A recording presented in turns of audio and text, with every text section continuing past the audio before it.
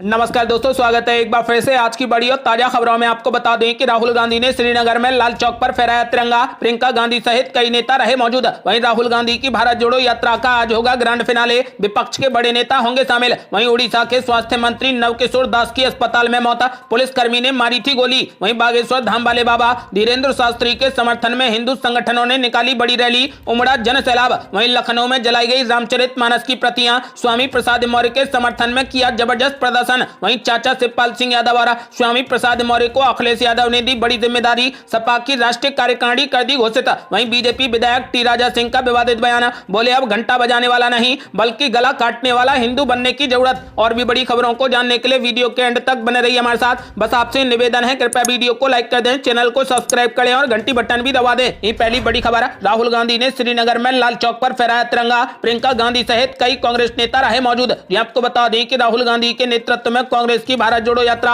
150वें दिन के लंबे सफर के बाद श्रीनगर के लाल चौक पहुंच गई। लाल चौक पर पहुंचकर राहुल गांधी ने तय कार्यक्रम के अनुसार तिरंगा झंडा फहराया। तिरंगा फहराते ही कांग्रेस कार्यकर्ताओं में गजब का जोश देखने को मिला। भारत जोड़ो यात्रा का समापन होने के बाद कांग्रेस के पूर्व अध्यक्ष राहुल गांधी ने ट्वीट करके अपना वादा पूरा करने की बात कही। उन्होंने अपने ट्वीट में लिखा कि लाल चौक पर तिरंगा फहराकर भारत से किया वादा आज पूरा हो गया। उन्होंने आगे कहा कि नफरत हारेगी और मोहब्बत हमेशा जीतेगी। भारत में उम्मीदों का नया सवेरा होगा। आपको बता दें कि भारत जोड़ो यात्रा के दौरान सुरक्षा के पुख्ता इंतजाम किए गए थे।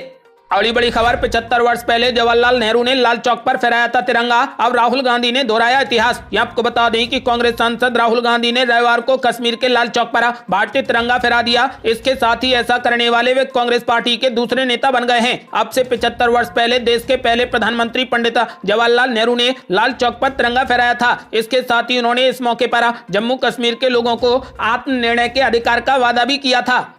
अगली बड़ी खबर, राहुल गांधी की भारत जोड़ो यात्रा का आज हो रहा ग्रैंड फिनाले। विपक्ष के बड़े नेता होंगे शामिल। आपको बता दें कि आज का दिन कांग्रेस पार्टी के लिए बेहद खास है। आज के दिन राहुल गांधी की भारत जोड़ो यात्रा का ग्रैंड फिनाले है। समापन समारोह के मौके पर 12 विपक्षी दलों के शामिल होने की उम्मीद है। सूत्रों ने बताया कि समारोह के लिए 21 दलों को आमंत्रित किया गया था, लेकिन उनमें से कुछ सुरक्षा में कमी के कारण इस यात्रा में शामिल नहीं हो रहे। तृणमूल कांग्रेस, समाजवादी पार्टी और टीडीपी उन पार्टियों में शामिल हैं जो इस समारोह में शामिल नहीं हो रहे। एम.के. स्टालिन के नेतृत्व वाली डीएमके, शरद पवार की राष्ट्रवादी कांग्रेस पार्टी, तेजस्वी यादव की अगुवाई वाली राष्ट्रीय जनता दल, नीतीश कुमार की जनता दल, उद्धव ठाकरे की शिवसेना, सीपीआई, फारूक अब्दुल्ला के नेतृत्व वाली जम्मू कश्मीर नेशनल कॉन्फ्रेंस, महबूबा मुफ्ती की Jammu Kashmir Peoples Democratic Party और शिबू सोरेन की झारखंड मुक्ति मोर्चा इस समारोह में भाग लेंगे। आपको बता दें कि आज कांग्रेस पार्टी का ग्रैंड फिनाले है। आज यात्रा का समापन समारोह है।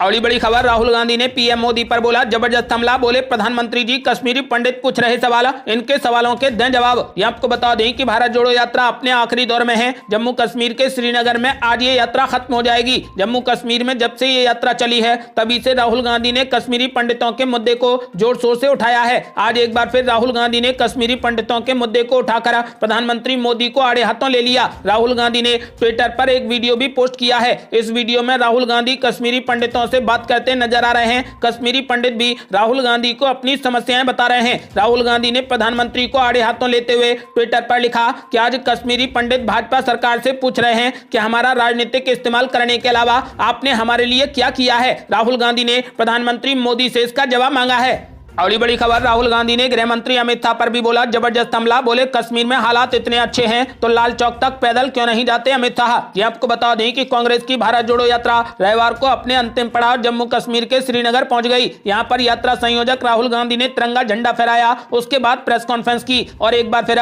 बीजेपी सरकार पर जमकर हमला बोला। राहुल गांधी ने गृह मंत्री अमित शाह को सीधे चुनौती दी और कहा कि जम्मू कश्मीर में टारगेट किलिंग और ब्लास्ट हो रहे हैं। अगर सुरक्षा व्यवस्था इतनी ही अच्छी है तो बीजेपी लाल चौक से जम्मू तक यात्रा क्यों नहीं करती। गृह मंत्री अमित शाह जम्मू से कश्मीर तक यात्रा क्यों नहीं करते। मुझे नहीं लगता कि यहाँ की सुरक्षा व्यवस्था ठीक है। राहुल गांधी ने कहा कि मैं सेवानिवृत्त जवानों और लद्दाख के लोगों से मिला। उन्होंने कहा कि चीन ने हमारी 2000 वर्ग किलोमीटर जमीन ले ली। भारत के कई पेट्रोलिंग केंद्र अब चीन के हाथों में चले गए। सरकार का इन बातों को नकारना बहुत खतरनाक है। ये चीन के आत्मबल को और बढ़ाएगा। राहुल गांधी ने विपक्षी एकता पर भी बयान दिया और कहा कि विपक्ष की पार्टियों में जो एकता आती है वो बातचीत से आती है। ये कहना कि विपक्ष बिखरा हुआ है ठीक नहीं है। विपक्ष में मतभेद जरूर हैं, मगर विपक्ष एक साथ लड़ेगा। ये विचारधारा की लड़ाई है। राहुल गांधी ने कहा कि एक तरफ आरएसएस और बीजेपी वाले हैं और दूसरी तरफ गैर आरएसएस और बीजेपी वाले हैं। राहुल गांधी ने गृह मंत्री अमित शाह पर भी जबरदस्त हमला बोला। उन्होंने कहा कि यदि कश्मीर के हालात इतने अच्छे हैं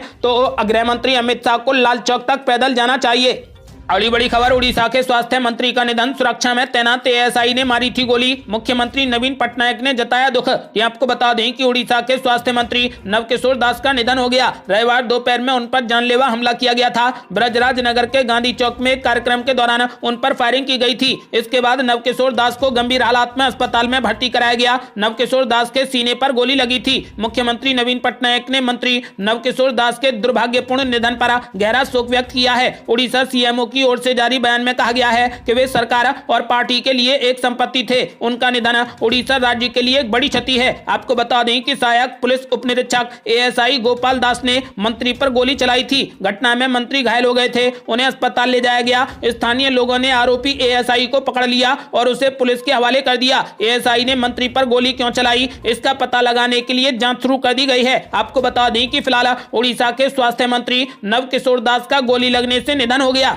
अगली बड़ी खबर, बागेश्वर धाम वाले बाबा धीरेन्द्र शास्त्री के समर्थन में हिंदू संगठन ने निकाली बड़ी रैली, उमड़ा जन सैलाब। ये आपको बता दें कि बागेश्वर धाम के संत धीरेन्द्र कृष्ण शास्त्री का मामला थमने का नाम नहीं ले रहा। प्रदेश भर में एक तरफ जहां धीरेन्द्र कृष्ण शास्त्री का विरोध हो रहा है तो वहीं दूसरी तरफ उनको भारी समर्थन भी मिल रहा है। रविवार को गुना में बागेश्वर धाम के संत धीरेन्द्र कृष्ण शास्त्री के समर्थन में हिंदू संगठन ने बड़ी रैली निकाली। इस रैली में हजारों की संख्या में लोग भी शामिल हुए। बता दें कि पिछले दिनों महाराष्ट्र के सामाजिक कार्यकर्ता मानव ने बागेश्वर धाम के संत पर सवाल खड़े कर दिए थे। उनके सवालों के बाद बागेश्वर धाम के संत धीरेन्द्र कृष्ण शास्त्री एकाएक देश भर में चर्चा में आ गए थे। कोई राजनेता उनके विरोध में है तो कोई उनके समर्थन में बयानबाजी कर रहा है। आपको बता दें कि बागेश्वर धाम के संत धीरेन्द्र कृष्ण शास्त्री के समर्थन में हिंदू संगठनों द्वारा भी जमकर रैली निकाली जा रही है। बीते दिनों छतरपुर व भोपाल में हिंदू संगठनों ने रैली निकालकर धीरेन्द्र कृष्ण शास्त्री का समर्थन किया तो वहीं रविवार को गुना जिले में हिंदू संगठनों ने धीरेन्द्र शास्त्री के समर्थन में बड़ी रैली निकाली। इस दौरान भारी संख्या में लोग शामिल हुए।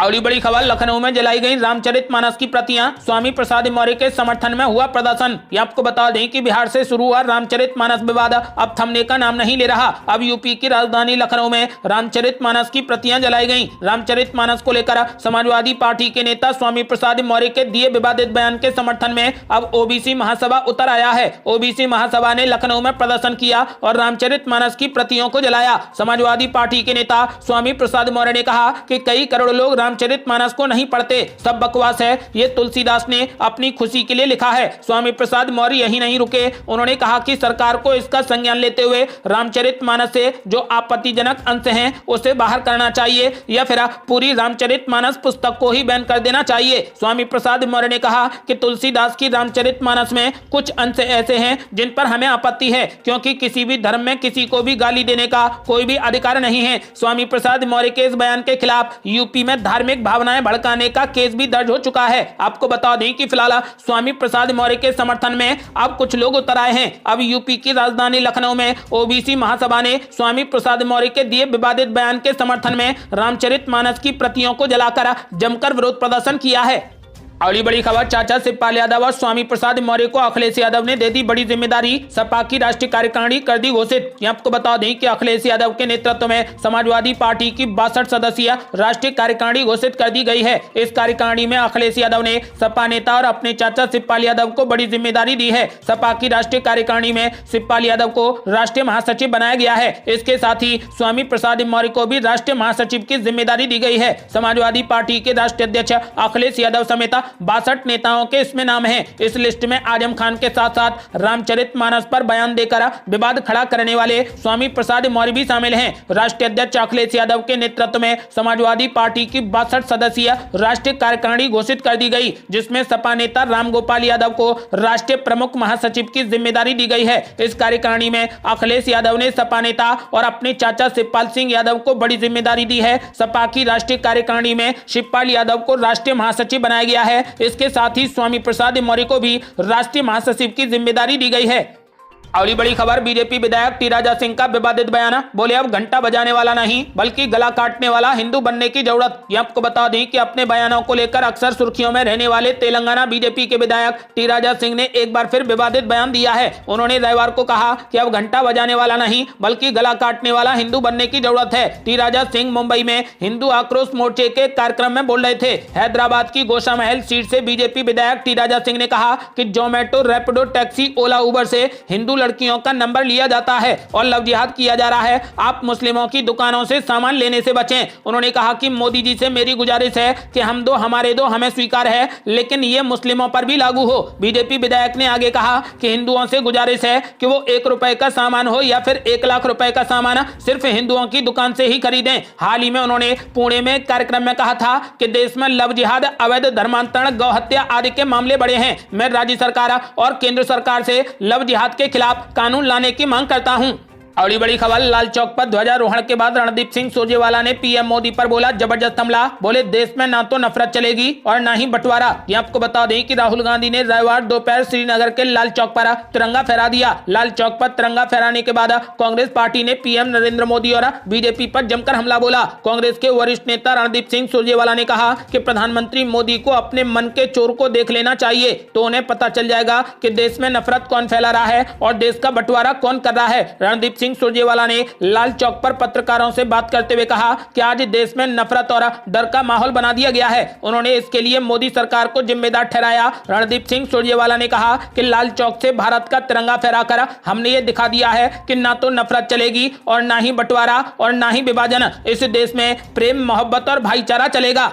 अगली बड़ी खबर, पंजाब में एक बार फिर पटरियों पर बैठे किसान बोले सरकार के पास नहीं है हमारी बातें सुनने का समय। ये आपको बता दें कि पंजाब के किसान अब एक बार फिर रेल पटरियों पर उतर गए हैं। किसानों ने दोपहर 12 बजे से ट्रेन की पटरियों पर धरना शुरू कर दिया है। इससे पहले ये किसान पंजाब के डीसी कार्यालयों और टोल प्लाजा पर प्रदर्शन कर चुके हैं। किसानों का आरोप है कि केंद्र सरकार और राज्य सरकार के पास में उनकी बातें सुनने का समय नहीं है, जिसके चलते उन्होंने ट्रेन रोकने का फैसला लिया है। किसानों का कहना है कि जब तक सरकार उनकी मांगें पूरी नहीं करती है तब तक उनका विरोध प्रदर्शन जारी रहेगा।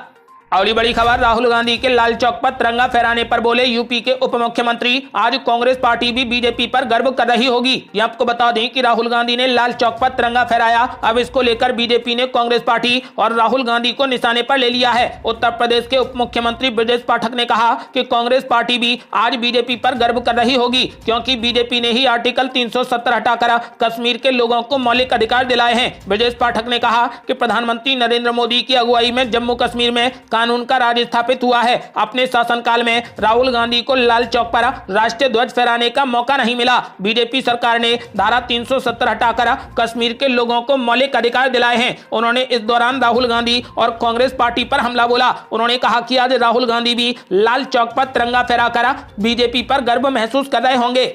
अगली बड़ी खबर, बिहार बीजेपी प्रभारी ने कर दिया बड़ा ऐलान। बोले नीतीश कुमार ने पाला बदलकर पीएम मोदी का किया अपमान, अब नहीं करेंगे समझौता। ये आपको बता दें कि बिहार की राजनीति में बयानबाजी का दौर थमने का नाम नहीं ले रहा। बिहार बीजेपी प्रभारी विनोद तावड़े ने दरभंगा में प्रदेश कार्य समिति के अंदर एक बड़ा ऐलान कर दिया। उन्होंने स्पष्ट कहा कि भाजपा अब कभी भी जेडीयू या नीतीश कुमार के साथ में गठबंधन नहीं करेगी। तावड़े ने नीतीश कुमार पर तंज कसते हुए कहा कि ऐसा कोई सगा नहीं जिसे नीतीश कुमार ने ठगा नहीं। उन्होंने कहा कि कम सीट होने पर भी पीएम मोदी ने नीतीश कुमार को मुख्यमंत्री बनाया। प्रधानमंत्री ने नीतीश कुमार को सम्मान दिया, फिर भी नीतीश कुमार ने पाला बदलकर पीएम मोदी का अपमान किया। उन्होंने ऐलान कर दिया है कि अब नीतीश कुमार से कभी भी गठबंधन नहीं किया जाएगा।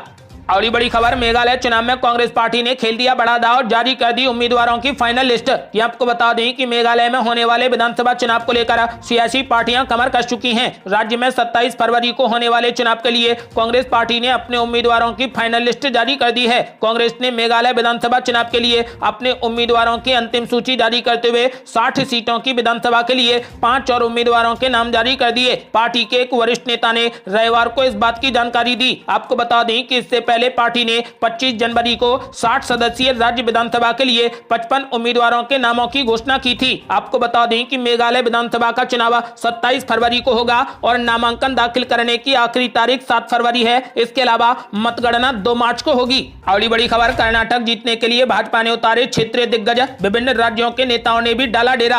आपको बता दें कि कर्नाटक विधानसभा चुनाव में जीत हासिल करने के लिए भाजपा ने क्षेत्रीय नेताओं को मैदान में उतार दिया है। राज्य के अलग अलग जातीय समूहों को साधने के लिए राज्य के क्षेत्रीय जातीय समीकरण साधने में सक्षम नेताओं की भूमिका तय कर दी गई है। तो वहीं बाहरी राज्यों से ऐसे नेताओं को बुलाया जा रहा है जो कर्नाटक में बसे दूसरे समूहों को साधने की क्षमता रखते हैं। इनमें मध्य प्रदेश, राजस्थान, उत्तर प्रदेश और गुजरात तक के नेता शामिल हैं। दरअसल कर्नाटक में बेंगलुरु देश के अलग अलग हिस्सों से आए प्रवासियों के लिए घर बन चुका है। बेंगलुरु में अनेक परिवार ऐसे हैं जो रोजगार की तलाश में यहां पर पहुंचे थे, लेकिन वे यहीं के होकर रह गए। इसमें उत्तर प्रदेश, मध्य प्रदेश, राजस्थान और गुजरात के बड़ी संख्या में लोग शामिल हैं। इन प्रवासी वोटरों को साधने के लिए भाजपा ने इन मतदाताओं के मूल राज्यों के भाजपा नेताओं को बेंगलुरु में तैनात कर दिया है। अगली बड़ी खबर, अब आटा हो जाएगा सस्ता। केंद्र में ओएमएससी को मिली मंजूरी के बाद 1 फरवरी से शुरू होगी गेहूं की बिक्री। ये आपको बता दें कि देश में गेहूं की किल्लत को देखते हुए केंद्र सरकार ने भारतीय खाद्य निगम यानी एफसीआई को ओपन मार्केट सेल स्कीम यानी ओएमएससी को मंजूरी दे दी है। भारतीय खाद्य निगम ने 25 लाख मीट्रिक टन गेहूं बिक्री का प्रावधान रखा है। वहीं केंद्र सरकार खाद्य और सार्वजनिक वितरण मंत्रालय ने ओएमएससी को स्वीकृति देते हुए 1 फरवरी से गेहूं की बिक्री शुरू करने का आदेश दे दिया है। 1 फरवरी से गेहूं की बिक्री शुरू होने के बाद गेहूं और आटे की कीमतें कम होने के आसार हैं।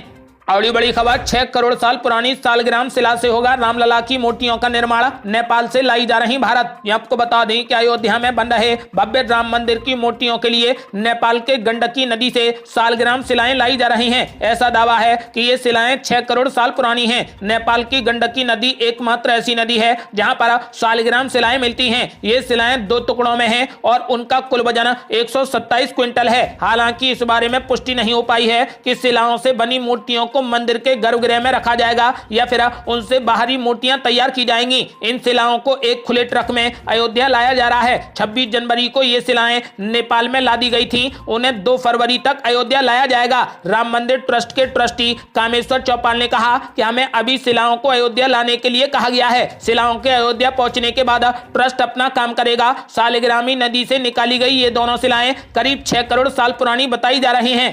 अगली बड़ी खबर, भगवान राम से इतना लगाव, नेपाल में शिलाओं के स्पर्श को उमड़ा जनसैलाब। जनकपुर में हो रहा अनुष्ठान, बिहार तक छोड़ने आएंगे लोग। ये आपको बता दें कि अयोध्या के निर्माणाधीन राम मंदिर में प्रभु श्री राम की मूर्ति के लिए पड़ोसी देश नेपाल से निकली सालग्राम शिलाएं शनिवार देर रात मिथिला नगरी जनकपुर धाम पहुंच गईं। जनकपुर के जानकी मंदिर प्रांगण में पहुंचने पर देव शिलाओं का मुख्य महंत राम तपेश्वर दास ने स्वागत किया। इस मौके पर श्रद्धालुओं की भारी भीड़ उमड़ी। आपको बता दें कि इस भीड़ ने जबरदस्त स्वागत किया। जनकपुर प्रवेश करने पर आम जनता ने भी शिलाओं की शोभा यात्रा का भव्य स्वागत किया। नेपाल सरकार के मंत्रियों और सांसदों ने पंडितों की मौजूदगी में देव शिलाओं को पूजा और वस्त्र दान किया। यही नहीं, शिलाओं के आगमन पर कहीं शांति पाठ तो कहीं वैदिक मंत्रोच्चार भी किया गया। आपको बता दें कि फिलहाल ये जल्द ही शिलाएं अयोध्या पहुंच जाएंगी, जिससे भगवान राम की भव्य मूर्ति बनाई जाएगी। राम मंदिर को लेकर आपका क्या मानना है? अपनी राय हमें वीडियो लाइक कर कमेंट बॉक्स में जरूर दें। ये थी अब तक की बेहद बड़ी खबरें। आज के लिए बस इतना ही। यदि आपने अभी तक हमारे चैनल को लाल बटन दबाकर सब्सक्राइब नहीं किया है तो कृपया चैनल को सब्सक्राइब कर घंटी बटन जरूर दबा दें। जल्दी मिलते हैं बड़ी अपडेट के साथ। तब तक के लिए जय हिंद, जय भारत।